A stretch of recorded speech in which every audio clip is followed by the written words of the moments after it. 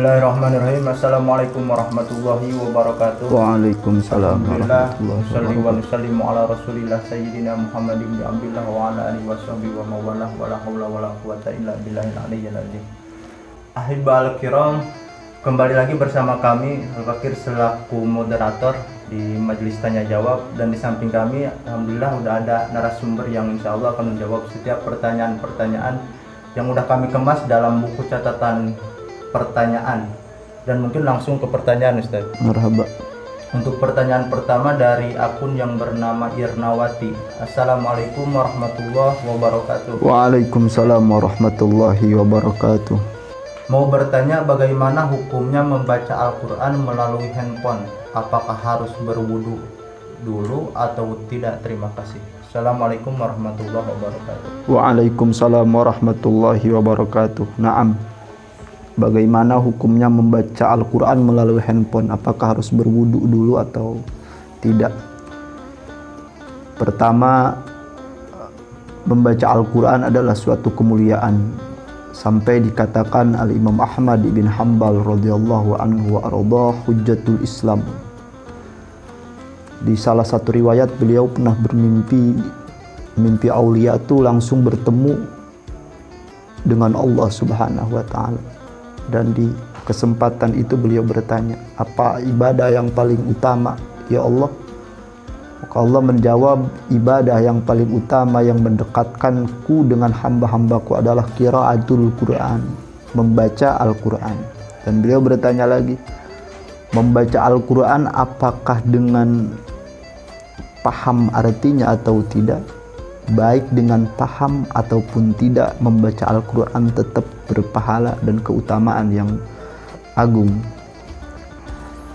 Ini pertama berkaitan tentang hukum membaca Al-Quran di handphone yang berkaitan dengan hukum fikih. Apakah harus bersih dari hadas kecil maupun hadas besar, dalam artian harus berwudu dulu atau tidak?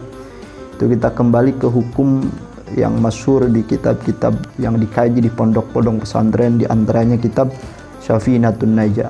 Ada di kitab Syafinatun Najah itu, manin taqaba wudu'uhu haruma alaihi arba'atu asya. Barang siapa yang tidak mempunyai wudu, maka haram baginya 4 perkara. Yang pertama adalah as-salatu wa tawafu wa masul mashafi atau wa masul mushafi wa hamluhu. Bagi yang tidak mempunyai wudu, maka haram baginya 4. Yang pertama haram salat, kedua haram tawaf, ketiga haram menyentuh mushaf, dan keempat haram membawa mushaf. Berarti pertama, membaca Al-Quran ketika tidak dalam sedang keadaan punya wudu, maka boleh-boleh saja. Artinya tidak haram, tetap berpahala. Tapi tetap secara afdal harus mempunyai wudu dulu. Nah, tentang hukum menyentuh Al-Quran yang ada di gadget, di HP, maka masuk ke mushaf. Haram menyentuh mushaf dan haram membawa mushaf. Itu kan redaksi di kitab Syafinatun Najah. Nah, kata ulama, mahwal mushaf. Apa itu mushaf? Mushaf itu bisa dibaca 3, bisa dibaca mushaf, bisa dibaca mashaf, bahkan bisa dibaca mishaf. Cuman yang masyhur sih di kita biasanya mushaf atau enggak mashaf. Kata ulama, yang disebut mashaf adalah wa huwa kullu ma kutiba alaihi Qur'anun lidirasatin. Segala sesuatu yang di atas sesuatu tersebut ditulis Al-Quran dengan tujuan untuk belajar. Baik itu di atas kertas, di atas papan, atau di atas apa aja dengan tujuan untuk belajar, sengaja ditulis untuk belajar, untuk dipelajari. Maka itu termasuk kategori mushaf. Maka hukumnya masuk ke hukum ini. Ketika tidak mempunyai wudu, maka haram disentuh, selayaknya Al-Quran yang biasa yang ada. Sesuai firman Allah Subhanahu wa taala, la yamassuhu illal mutahharun. Tidaklah bisa menyentuh Al-Quran kecuali orang-orang yang suci. La yamassuhu illal mutahharun.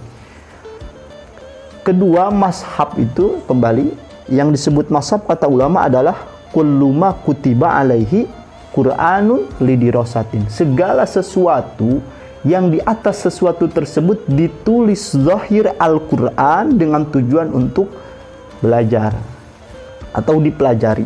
Itu kata ulama. Berarti ketika Al-Qur'an ditulis di atas kertas dengan tujuan untuk dipelajari, maka ini termasuk mazhab, haram dibawa. Berbeda dengan tujuan bukan lidirosah, bukan untuk dipelajari, untuk belajar dan dipelajari. Ketika Al-Quran ditulis di atas kertas atau di atas kain-kain benda-benda yang lain dengan tujuan untuk bertabaruk. Bertabaruk itu artinya mengambil berkah. Kayak di dinding bisa ada ayat Al-Kursi ditulis. Itu bagaimana? Itu tergantung hukumnya. Andaikan waktu orang yang nulis untuk lidirosah dipelajari dan maka termasuk mazhab, haram dibawa dan haram disentuh.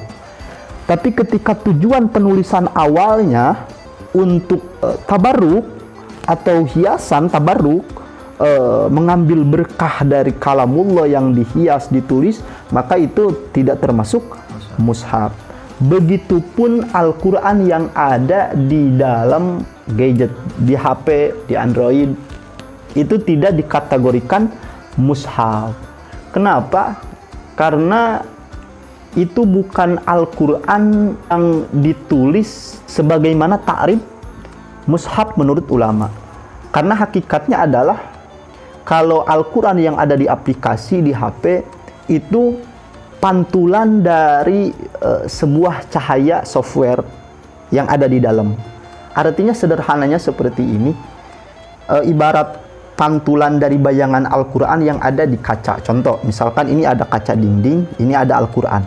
Nah, ketika kaca ini memantulkan Quran, bukan berarti Al-Quran ditulis di dalam kaca. Jadi ketika menyentuh kaca, bisa ketika tidak punya wudhu bisa ada, karena ini bukan Quran atau ini bukan mazhab, ini kaca. Begitu, cuman pantulan. Begitupun Al-Quran yang ada di handphone, di aplikasi-aplikasi, maka ketika menyentuh HP tersebut tidak dihukumi menyentuh Al-Quran atau menyentuh mazhab. Jadi sah-sah saja, bisa saja menyentuh atau membaca Al-Quran di HP dalam keadaan tidak punya wudhu, tapi tetap afdolnya harus mempunyai wudhu.